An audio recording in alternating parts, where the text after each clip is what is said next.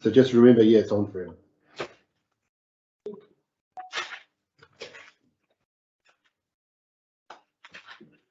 Okay. Okay.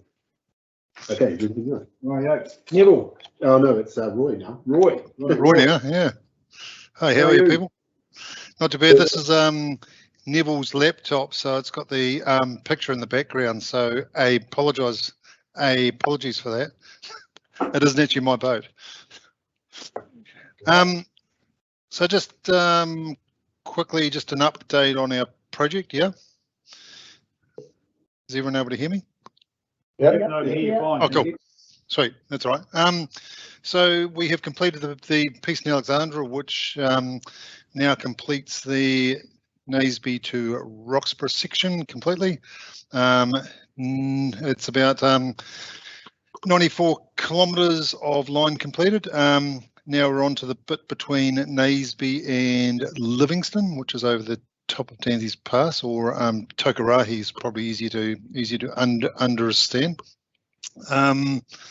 So the biggest part of that work is going to start in January. So January the 18th is our outage start date. But before that, over the next 3 weeks, we have got an outage coming up, which we're doing some work. There's going to be about 20 odd people that are going to be actually housed in the Naseby and Ranfurly area over the next 3 weeks. That kind of takes us through to Christmas and gets us all prepared for the bigger piece of work in January. In January, we are going to have a crew working from the Naseby end and from the Tokarahi end, and joining up in the middle, right at the top of Danzies Pass, which is also the boundary between CODC and Waitaki. So come January, there's going to be about 50 odd people staying around the place and doing work from both Naseby and Ranfurly area.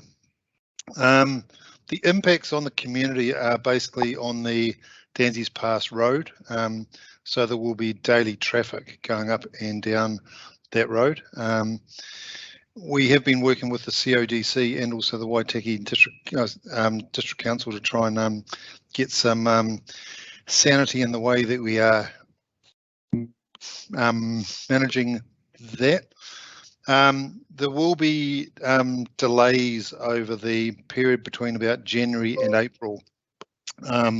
Traffic is one of our biggest problems on this project. We are extremely worried about holiday makers and tourists, especially when you get up into that single lane piece of track higher up. As such, we are employing specialist traffic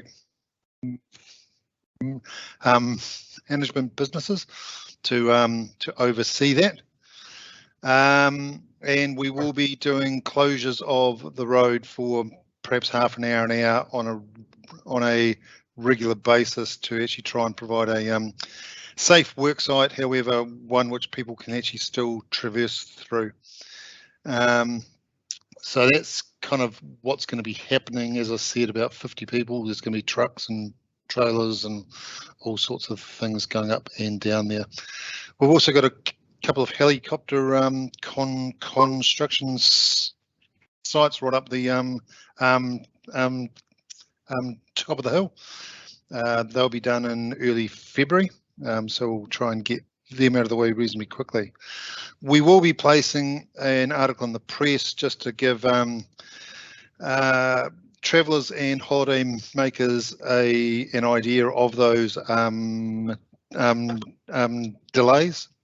We will try and keep them down as far as possible. Our intent is not to close the road for extended periods.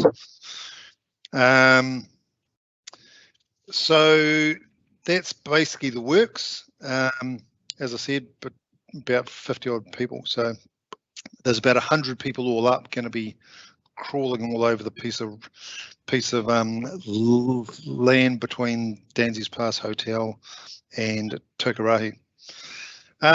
On a positive front, with our community care fund, we have had a successful recipient of that, which is the Danzies Pass Hotel area. They have been given a grant from our community care of $50,000 to provide walking and cycling trails around the pub and the archaeological areas around the Kyburn diggings. They're also going to create some placards to actually tell people all about the history. So that was in the previous round. We have closed the final round of community care fund applications, which we've got 5 or 6 organisations from between Naseby and Takarahi have put applications in. We are just going through those at the moment, and I think they get announced in February, if I remember. So there could be a bit more cash coming their way as well. So that's kind of our update. Just quickly, quite willing to take some questions if anyone has any. Right, so everything's obviously going all right. The weather's on your side. Oh, the weather's kind of up and down. You know, we kind of think the weather's okay here, and then you get up to the Danzies Pass and it's raining and blowing a gale. So, you know, who knows? Obviously, our bigger problem at the moment is actually lambing, because property owners don't actually have you on their properties when that's happening, and then we kind of move into fawning, which is also a bit of a problem as well over the pass. So, but we are working around those as best as possible. But overall progress is slightly ahead of schedule. Yes. Very good, very good. Well, it's good. It's good to have you here and tell us what's going on. So if we are any asked questions, we actually have some answers. It's good. Yeah. Probably the other thing was that I just scrawled on my piece of paper here. We have had some feedback from some adjacent property owners with their housing and with dust coming up off the Danzies Pass Road. We are spreading some dust suppressant there.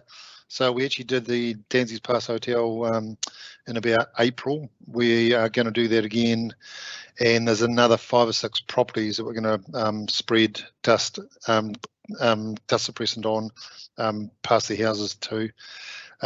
We were going to do it this week, but it's been a bit wet, so the ground has to be perfectly dry. So next week, hopefully, that can be out of the way too. That's very good. Any questions around that? Well, thanks very much for that, Roy, that update, and hopefully everything goes well for you in the next few months.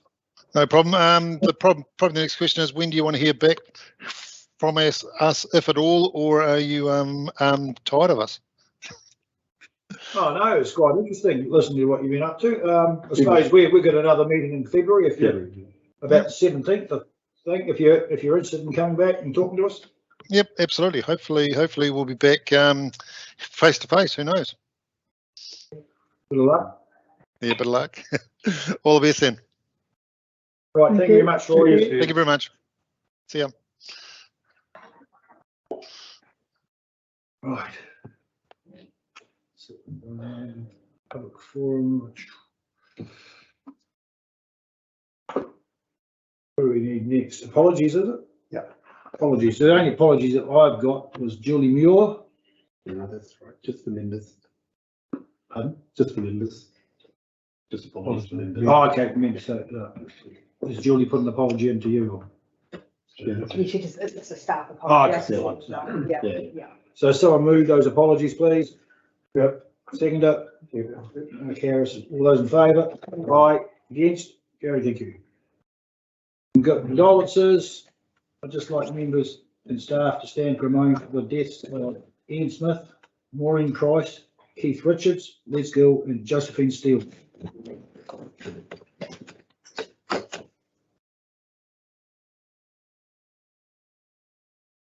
Thank you very much. Pardon? Not Richards. Oh, what's it? No. Oh, sorry, It's Edwards. Edwards. Yeah. Right. Was there trees?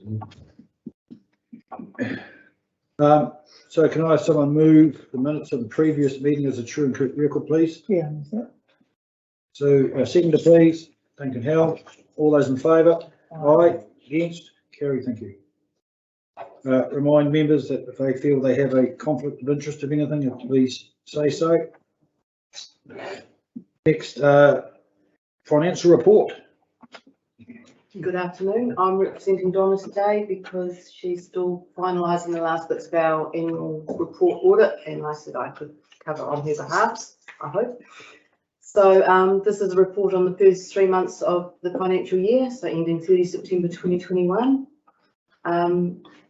Not a lot happening. The first quarter of the year is often, as people get into the groove of what they're doing the design and planning of their work programs. So our revenue is tracking slightly behind revenue, and that's around the rates, and it's actually something that I've questioned, and we're going back to the drawing board. I think there's a internal variance where we don't rate for some of our depreciation, and it's just got to be adjusted. So it was an adjustment that should not hit our P&L.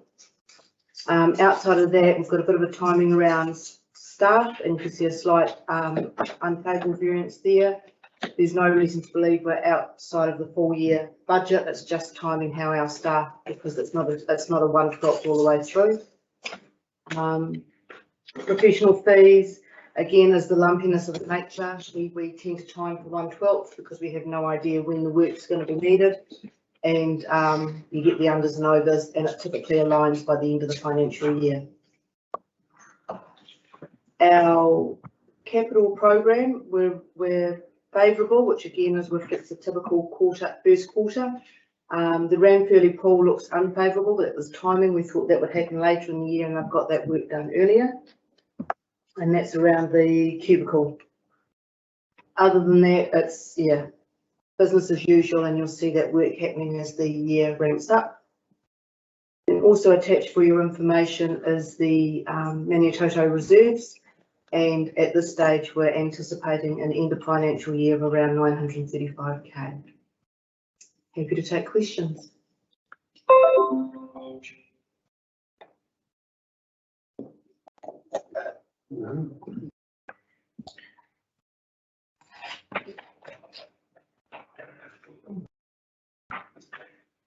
So what was happening in the Chiriho domain? Sorry, One moment. They put a playground, didn't they? what did they do there? They haven't done much yet, but I don't know the detail behind what that work Like is. mowing it and the mowing parts of it, didn't they put a playground in? Did they put I was going to say mowing won't be a capital, but I but thought, it rings a bell around the Yes. playground. yeah, Yeah, it was yes, it was- good for years ago, though. Can I go back to Gordon and come back to you on that one? It's not that footpath. I can't. I actually cannot answer Yeah, that question. I no. haven't got Gordy here to answer that one. That's right. I was trying to think what they've done on that. Can't think of anything in the way They haven't past. done much at the moment, but they do plan to. Did he right? No, I really can't answer that one. I'm sorry. That's right. Major. I'll find out. I'll flick you all an email. Anything else, Stu? No. So everyone happy? Move that report be accepted. On the financial report we received. Stu Duncan, seconder please. Mark Harris, all those in favour? Uh, Aye, against? Carried, thank you. Right. Mayor's not here. Yes, he is. Well, It's in there sitting on the table. you don't even look like the mayor. Oh, That's not very so I've got the same shape. Shiny top, shiny top. Shiny top. shiny top, yeah. Kia ora, everybody. Sorry I'm not there, but I've got to be in Cromwell at 4. But looking at the agenda, I probably could have got out there and got back in time. But anyway, here we are. A bit going on since I last saw everybody. I did coffee and chats in Ranfurly and Naseby, and they were just general chats. There wasn't anything too specific. Concerns about the bridges damaged in January, and ongoing concerns about water in Naseby, essentially, but nothing really to report. I attended a meeting in Cambridge last night, which I recognise isn't quite in the Maniototo ward, but this was alongside representatives of AWS Legal just to help that little village work through the effects of the Water Services Act. So happy to do, well, I'm happy, I presume the team from AWS would be as well, to do that for places in the Maniototo, because it is fairly confusing. And certainly last night, talking to the Cambridge folk, you realise just, you know, when you had your head in three waters for several years, you realise how far the general public are behind. No disrespect to them, it was a very good meeting. There will be another AWS roadshow, which I'm guessing I might get invited to attend as well, early next year, once Te Mata Arawa have worked out what the acceptable solutions will look like, and we'll make sure that's better advertised in the Maniototo area. I had a really good day out with Stu, Robert and some fine locals alongside councillors McKinley and Laws, who are the lead and deputy lead respectively of the Three Waters portfolio, just looking at Naseby Water Services and alternatives. It was a fantastic day, and I think everyone learned a lot and had a great time as well. I attended and emceed an event for Eden Hall Central Otago at Orchard Gardens. That was a really successful night, had a lot of Maniototo people there who have been involved with the collection or with Eden or whatever, and really positive feedback on the direction that the steering group that I chair is taking with the collection. Attended a very enjoyable lunch at Labour Weekend to celebrate the anniversary of the Hayes family moving into the homestead 100 years ago, and it was just really neat. You know, for those who were there, they'd recognise, you know, there were family members who had lived in the house until they were, you know, 6 or 7, and then moved away, or even younger ones who had never lived there. But because the house has been restored as authentically as it could be to the times that they lived there, really special experience for them, because I don't know if you've ever gone back to your family home, but of course other people have lived there in the interim and changed it all. This was the same.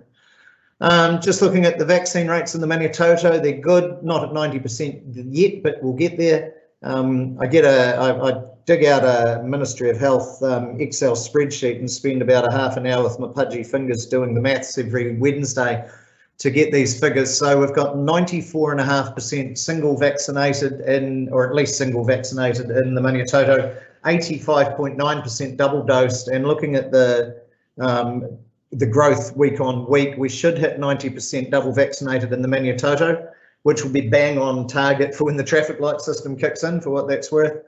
And the district is broken up into 11 different units by Stats New Zealand, and the Maniototo is the 3rd highest of those 11 units in the district. And I really think that is commendable to the community, and also Vern and the team, because there's a lot of distances out there. You know, the Maniototo is ahead of all the urban areas. There's only Ernstcleugh and Clyde that have got a higher vaccination rate.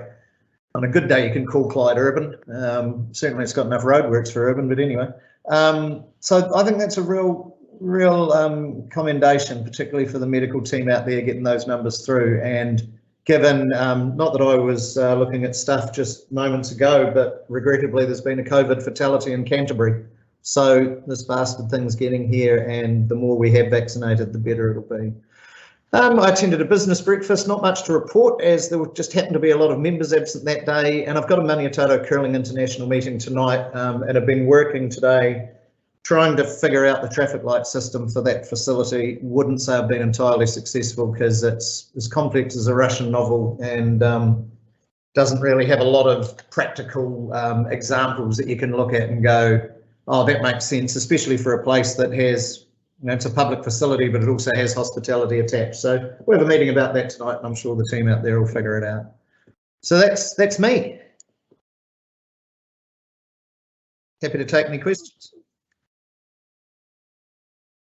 Have you had any comments back about our letter to Minister Mahuta?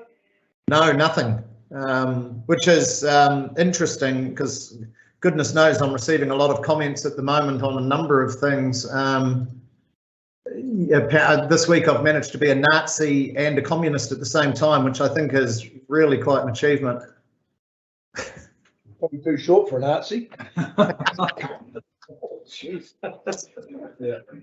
Like your comment about the public, how uninformed they are, because most of the people read in the paper something and they don't understand a thing about it, do they? And then I get plenty of comments about how all the irrigation water is getting taken over in Three Waters as well. And I go, I don't think it is. Yeah, and So they don't understand anything of it because none of them actually have sat down and read a document, do you? yep, and that comment at lunchtime today in Alexandra from a businessman in town, long-standing, person that you would think, it just shows regrettably. And in a meeting with Nanaia Mahuta 3 weeks ago, I said to her, you have completely failed on informing the public not only of the need for, or why you think there's a need for reforms, but also why you think you've got the right answer. The conversation's been lost.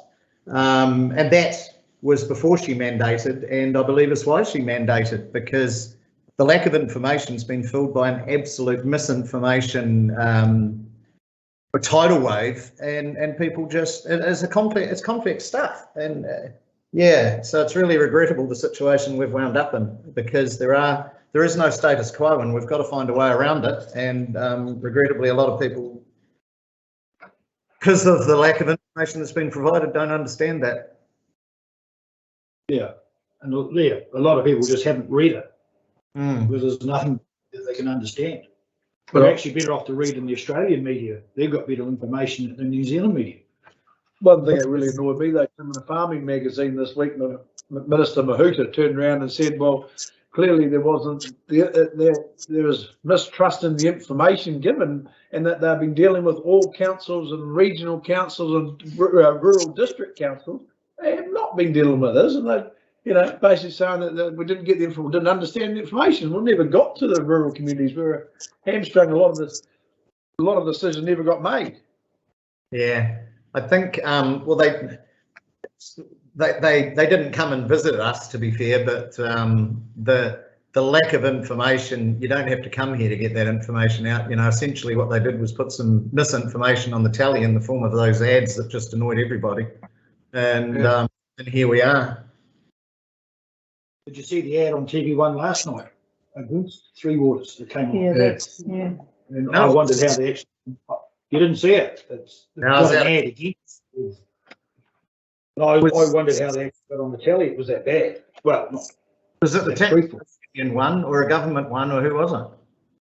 Testing one. Yeah. It What was do they call it? against the Three It was Waters. against the Three Waters. So- What was the group called? I can't remember. It could have been one. Yeah. TV1. Yeah.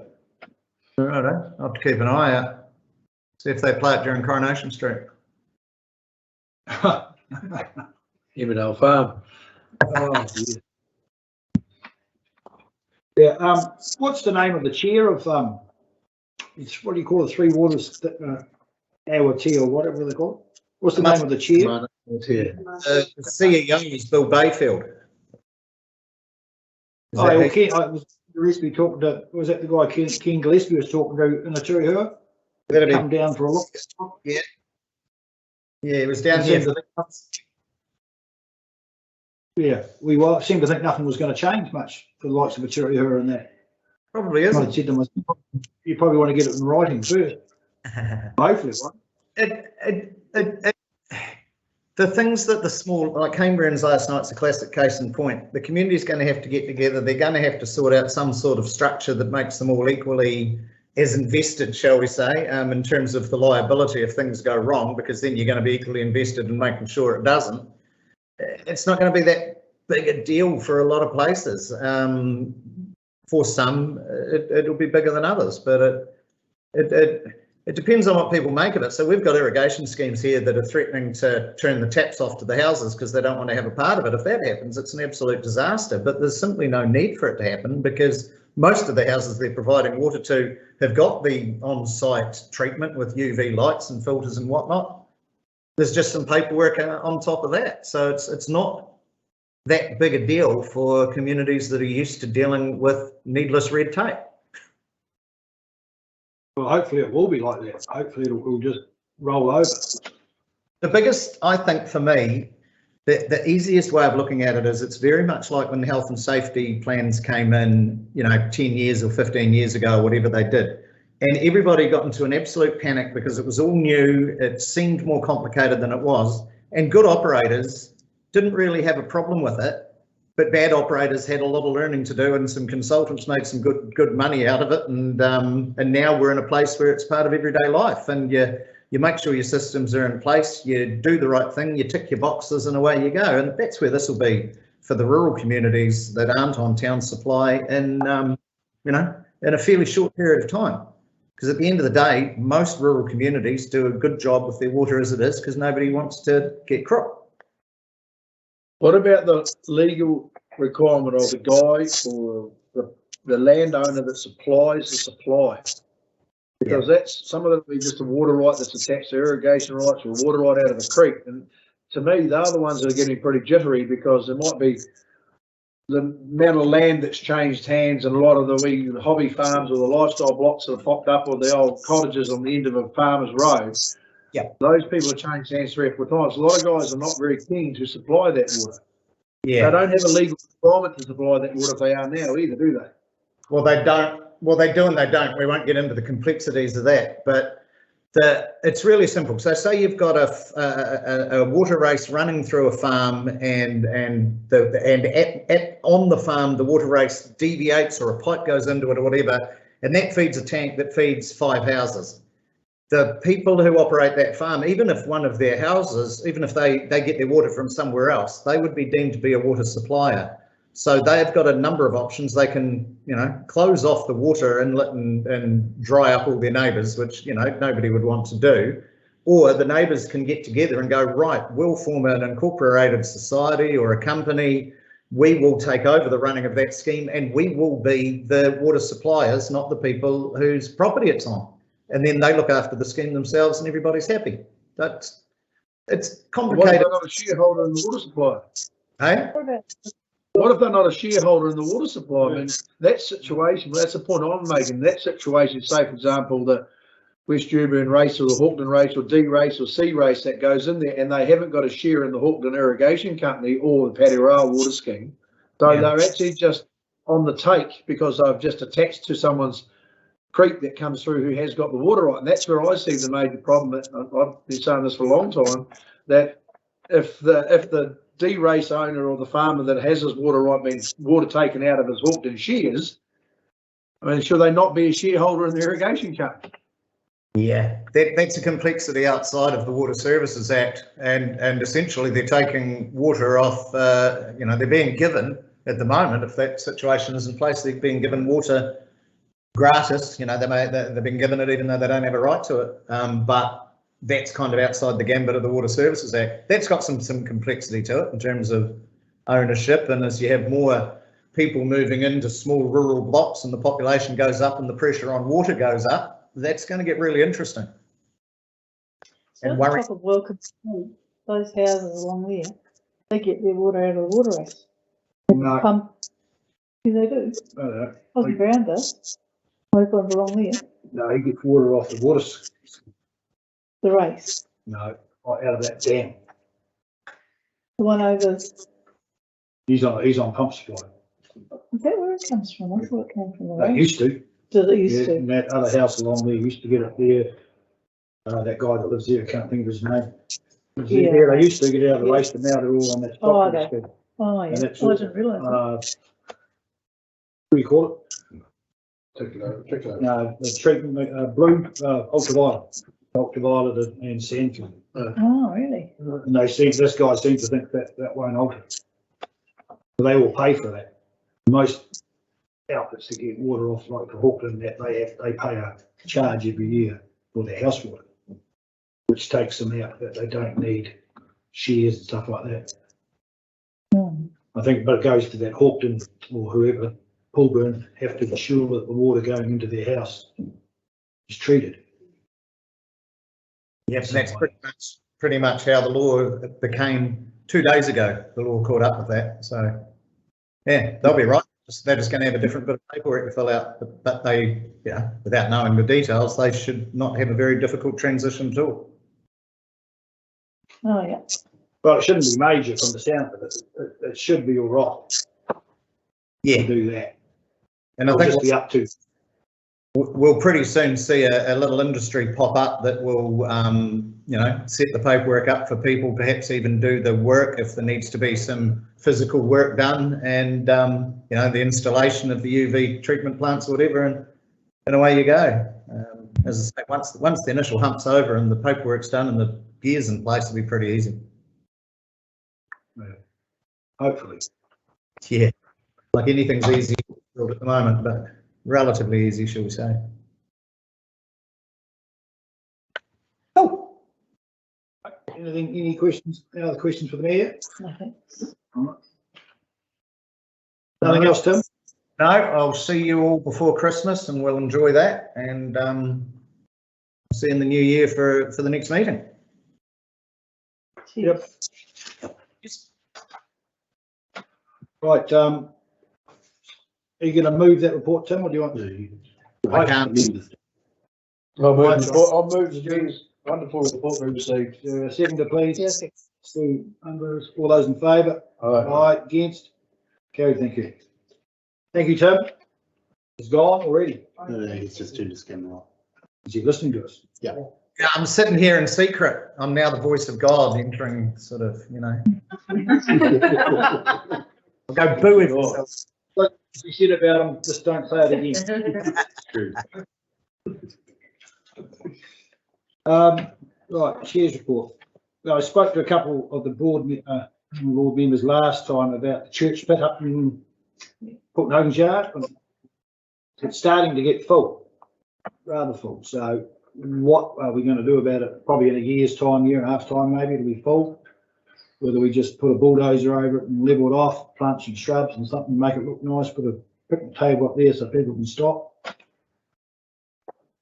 Pretty exposed there. It's pretty exposed, so whether you just push it down and plant some grass on it or something you don't Make have to it mow. Easy to keep. Yeah. Clear just of. plant Tie the shrubs. table down. Don't put any pine Hey, trees Tie on. the table down. Yeah, I tied the table down. That's what we probably put the concrete in the ground. Well, what's it? Church pit. That's up. Yeah, up here, by the sawmill, this side of the sawmill, sort of Where all the dirt gets dumped. Oh, go by Moon Yeah. Murray's and yeah. then up there. It's getting at the stage where someone's going to start pushing it out and tidying it up because it's getting full. So who dumps it there? Everyone, that's where all the Contractors. contractors. Yeah. So what, do they smooth it out if they do dump it? Well, they do at the moment. They tidy it all up, but at some stage soon, the next year or so, it's going to be full. So we're going to look at either So where are they one. gonna dump it then? That's what I mean. That's the next thing. The next question, I want someone, a big hole to dump it in. That was just a handy place to put on top of all the old sawdust waste and everything. So you not just keep laying on top? I presume it's council. Yeah, it is. Yeah. And that's in a waste site too. I wonder if we pass this on to Gordon Bailey and his team in terms of if you're wanting to do something and to do it, like to pack it down and plant some stuff on it, to get Gordy to your meeting in February perhaps. Yep. And to talk to him about that, and maybe beforehand he come in and do a site visit and then talk to you guys, because of course there'll be budget implications if you guys are wanting to do some planting and stuff in there, so we could bring Gordy if you like that. Well, so talk. Well, everything that else I planted along there hasn't survived particularly Yeah. well at all. No. The winds and the So whatever you dryness do, and you the- want to do it so you don't have to mow it.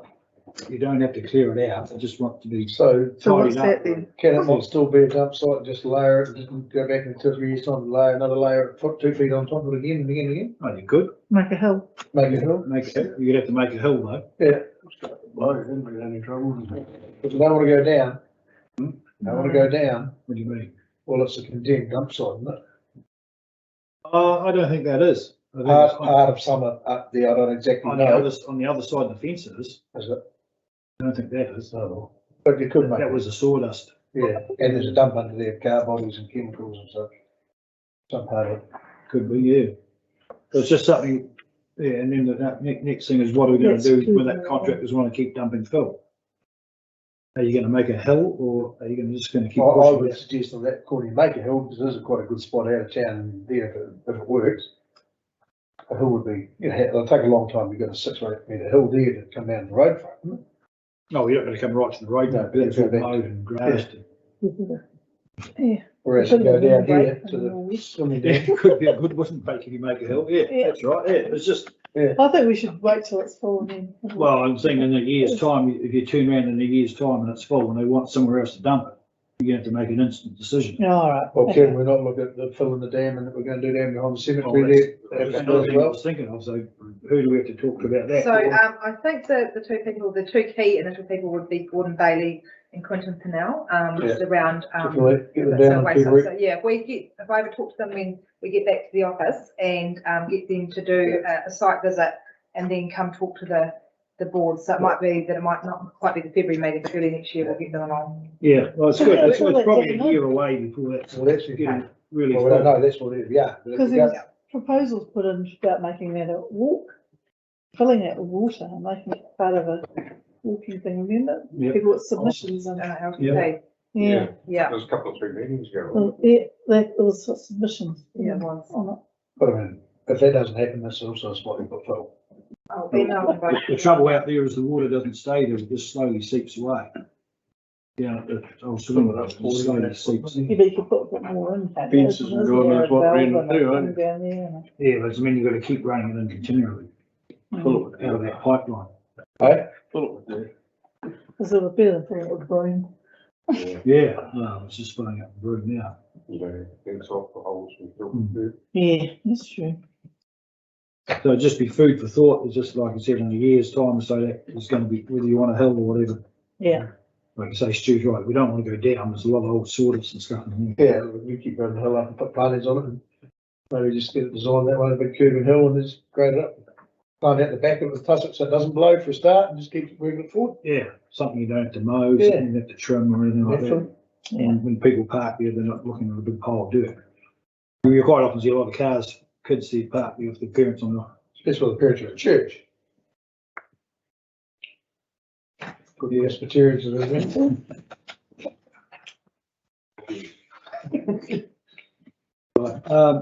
I see the St. John, the John Street Playground, there's a bit of stuff, we all got an email about that. no, You read, did we? did you not get one? Oh, no. About they're making a bit of progress and plenty of good ideas. Oh, I took a photo of something on the playground and I sent it to them. Oh, yeah. Wacko 80. For the rugby club there, they've got a round and round thing. It didn't look like it was worth $90,000. It was very robust. And it looked like it would last for ages. Oh, yeah. I must send it to them. Yep. Mm. So that, yeah, they're progressing, it's all on budgets and what people want. I think the Flying Fox for Nasby's been ordered. Student, yeah, I think. Stu and I were at a water meeting for a whole day, Stu, at the stadium. Everything, wasn't it? Really? I struggle to see how people can make so much hassle out of something that's so simple. What sort of water? Drinking water, mainly, where it's going to come from Naseby or Walkden. Yeah, I'll talk about a bit of that in mine as well. We'll talk about it, that's right. But it was a whole day. I read the mayor's open letter, but read Three Waters, I thought it was very well done, very well written. And unfortunately, like you said, he's got no reply yet. Yes, yeah. She might be She's in staying. Dubai or something. Pray for a plane crash. Yeah. Hey, It was only sent years ago. it never goes away, remember. I'm listening. Yeah. So that's on the net now forever, what you're saying. So that's filling the swimming dam in Naseby. Hopefully I'm going to fill that on the 27th for firefighting purposes. So if people are up there swimming, it's their own problem. On the 27th, I'm going to fill that. I had a meeting with Paul Hart from Earnsville 1 in the forest about water for Naseby, about the likes of running a water line from the Hogburn Dam or Hoffman's Dam or Culprit Dam, clean water. I actually run like a 63mm line all the way there, and so the council would stick a pump at one end and pump clean water to Naseby if we had the same problem. He was going to talk to his superiors, but he couldn't see a problem with it so long as it didn't interfere with forestry work at the time. It was, 1 6. It's 1.3. 2, 1.4, No, 5, 6. It's 1.2 from Hoffman's and it's 1.9 in a straight line. Following the irrigation basin was quite a way. Yeah. It probably isn't feasible.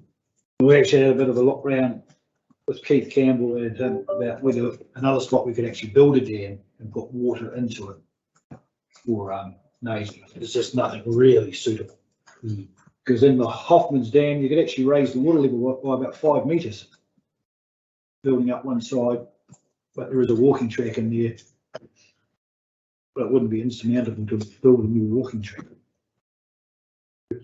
Yeah, might be easier walking. You've got a mess. Really? Yeah. Stu and I had a look underneath the bridge at Niederburn, below the dam. And hopefully he was going to go to his meeting and talk about it. Good. Will you talk about that in your report? I will. That was down there, because it's, as I said, if that bridge goes in the Ida Valley in a flood, it's not like you can put a detour around anywhere, because the two other bridges on each side of it can't take trucks and trailers. And it'll be more than $1 million bridge. Water, you can't get it or it's leaking stuff. Pardon? Bloody water, you can't get it or it's leaking stuff. Yeah, it's one or the other. And now the pool opening, they're looking at opening the pool here on the 4th of December.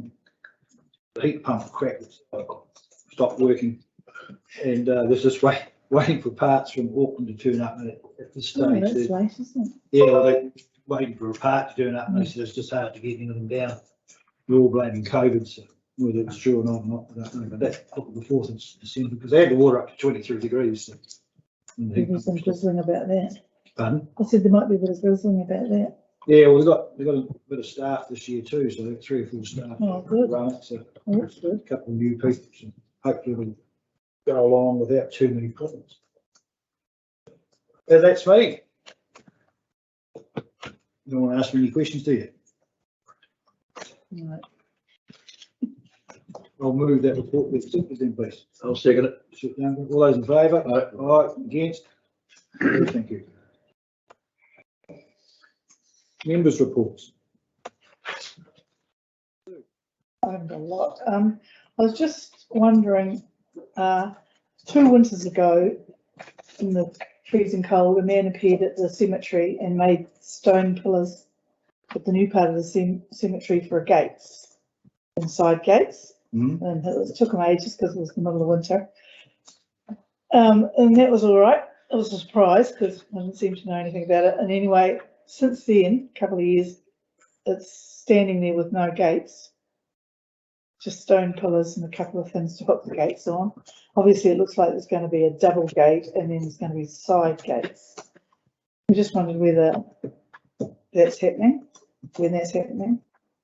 So I was busy finishing off the email, sorry, so Yeah. whereabouts was it?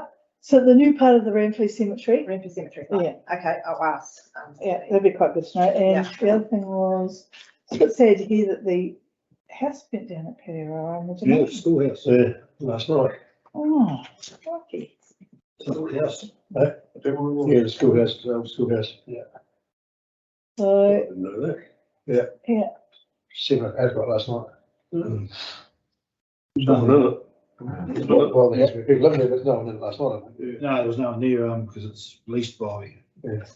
Dairy- some Dairy holders. Dairy Hole. Family Yeah, with that's, kids. that comes under the Garden. Peterborough Communities Trust. Yeah, They're responsible for it. I hope they've got it insured. I was thinking, they own it, don't they? They own the house. but other than that, I really haven't got much else. That's right. It's fine, thank you very much. Good.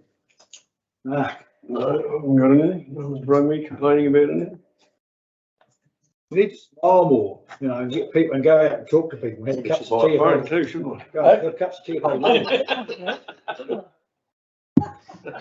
So have you got any dogs across the street from me anymore? I haven't been arrested. No, he turns up occasionally, that dog. Does it? Not doing it. I haven't been able to get mine to attack it yet, but it's coming. Remember, Stu, just remember, Well, we'll fix the problem. But no No. complaints really. That's good. A reasonably good spring. It's coming in good spring now, as long as those weather winds stay away, we'll be all right. Apart from that, no. Thanks. Please, I've got nothing either. No one's been around me. So, the only thing I can think of offhand is there's a bit of broom around that's There is. green and yellow flowers on it and sitting up saying spray me. So, I was thinking about that, because every time I go down to our own street, the golf course used to never have any broom. mm, But over the years, as the council broom has, they never spray it until after the seeds have all gone. yeah, And it's actually now got a huge crop of broom along just the side of your Lucian. yeah. And weeds, it's easier to stay on top than try and get on top. It is. But there's stuff that the Maniototo Road from the start has been sprayed this year or early this year, and it's had a great kill. But this plants are hip high, sort of thing, knee high. No, they're just standing out at the moment. They just need a follow up, which is, Yeah. you say it's easier to do a follow up than a bloody complete. Yeah, and some roads there might be 1 and 5 k's, but you can see it from that. Yeah. It's so bright. Yeah. Mm. No, that's about it for me. Alright. Stu, Right, well, I've got a few things here. We'll start with water. We'll go back to the first meeting that Robert and Tim and I, Gerald Dowling and Ken Gillespie went and looked at the Hawkland scheme right up on the top of Falls Dam, Hawkland race, and then looking at the solutions to Naseby with the humidity that happens when heavy rain event, how we get a better supply of water, whether it be stored. Robert talked about that, but it was a good day to have a decent look around and walk around and chew the fat over dams and Naseby, and you know, obviously dealing with Robert's been doing that with Paul Hart, so there's no not undoable situation there. It's just a matter how it comes together. Following on from that, we had the meeting with Tamara ROI Regional Council, iwi, regarding Naseby, Ranfurly and Patara's futuristic looking water supply.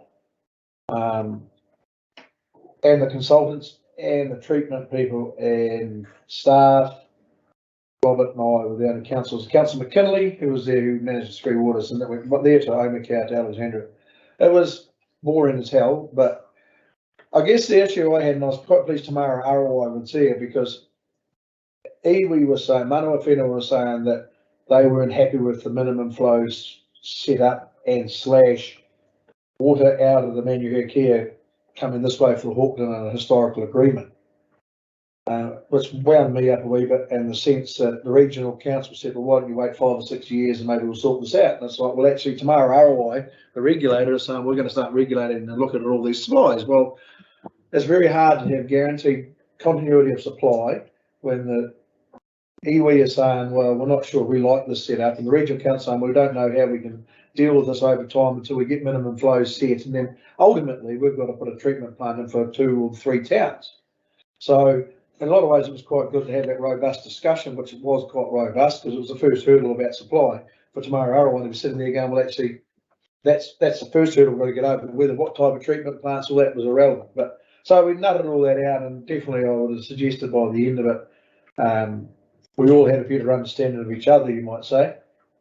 But it is going to be an issue, and my debate is, well, tomorrow ROI don't want that water to come this way over. We don't want to come this way over time. They've got to start flagging that when there will be a time when they might reduce some, or may never happen, but don't really hold the whole system to ransom because of minimum flows of Maniototo, or else we're going to look for a total different source than Ranfurly. So it was interesting enough on its own, and the consultants are a bit the same. Supply is massive for Naseby, Ranfurly, no matter where it is, and that will be the same with the Dunedin catchment or in Queensland, Wanaka, or whatever. And then coming on from that, the Three Waters meeting, and I know Tim's been under the pump with the Three Waters, and the council has as well. So in a lot of ways, when it was mandated, it was a bit of a relief, because we always felt it was going to be mandated. And there's some really angry and toey councillors because we haven't had a chance to speak up and try to represent our community. And you know, when you get seasoned campaigners going, well, I've had a guts full of council because of this, what we get treated like, why are we bothering being here? Because they didn't consult with us. We go through the consultation, the staff are ever doing long-term plans, work around what the future. So there's some pretty hurt and angry. So it was quite nice to have a letter to let the public know that, you know, we felt undone as well. So, and it's been tough. It's been tough on people because, you know, you go out and everyone's into you about 3 waters, no matter where you go, and you go out to your kid's birthday, and next to someone's lining up on the way out of the toilets about 3 waters. So it's sort of ways now. It's onward and upward and see what does happen.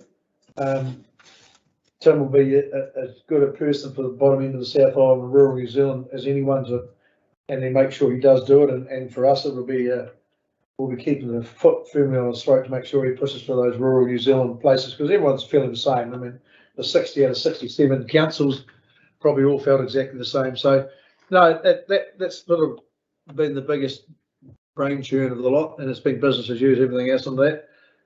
Yeah, I called in briefly to look at the Eden Hall collection. I had been in Queenstown in the meeting, had to be wiped out of the meeting, so I didn't get much of the Eden Hall, but everyone was really, really happy. And I've been a big supporter of the Eden Hall collection since the day it was purchased, and it's got me in a bit of grief with a lot of people, but I just think, you know, we've got to have diverse communities, and we've got to, you know, the job the staff done was outstanding, and we'll see Paula over here, she's been the main driving force, I'm sure, for a long time.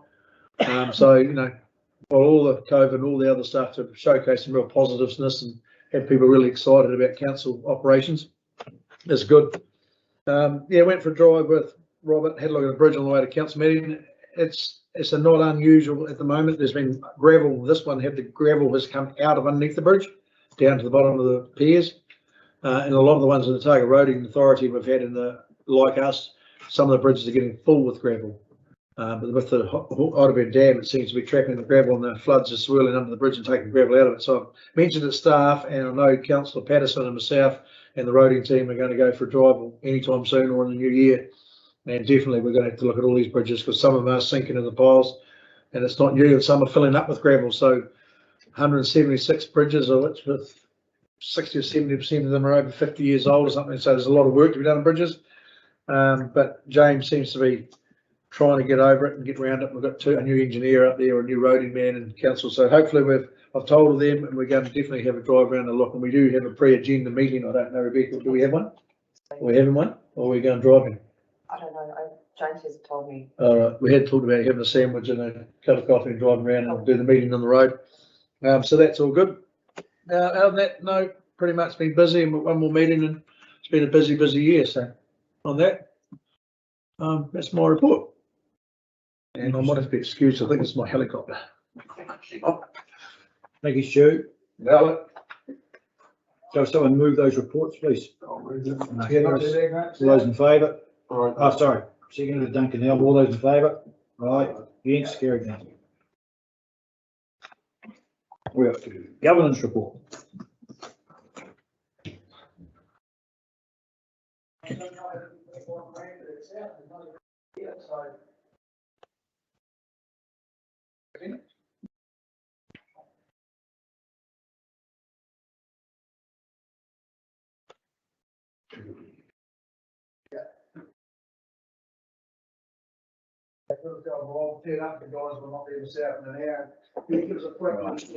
It's just all the ones from last meeting. Can I have someone move the report be accepted, please? yeah, but just easy to go off the line, probably. Sue, seconder, please. Mark Harris. All those in favour? Right. Against? Everything. Work.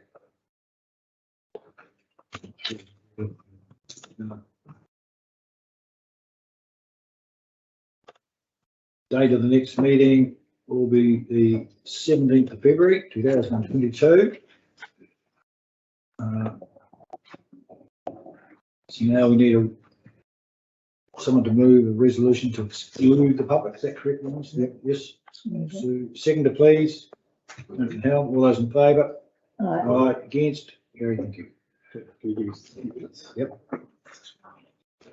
Is the mayor still going to be listening to us? Yes, he is. I'm just turning off the live stream. So So I've heard back from Gordy.